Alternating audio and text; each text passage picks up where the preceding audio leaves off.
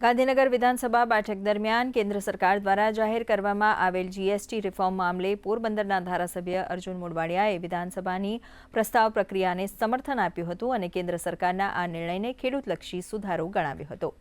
વિધાનસભાની અંદર નિયમ 44 હેઠળ માનનીય કૃષિ મંત્રીશ્રીએ જાહેરાત કરી એ પ્રમાણે આ જીએસટી રિફોર્મ્સ જે 22મી સપ્ટેમ્બર 2025 થી લાગુ થવા જઈ રહ્યો છે એમાં ખેડૂતોને સૌથી વધારે ફાયદો થયો છે।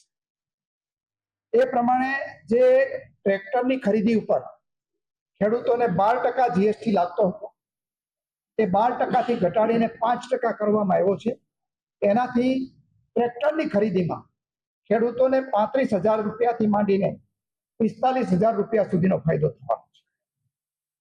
એ સિવાય ટ્રેક્ટરના જે ટાયરો હતા એ ટાયરો 18%ની એના ઉપર ડ્યુટી લાગતી હતી, જીએસટી લાગતો હતો, એ 18% થી ઘટાડીને 5% કરવામાં આવેલો છે।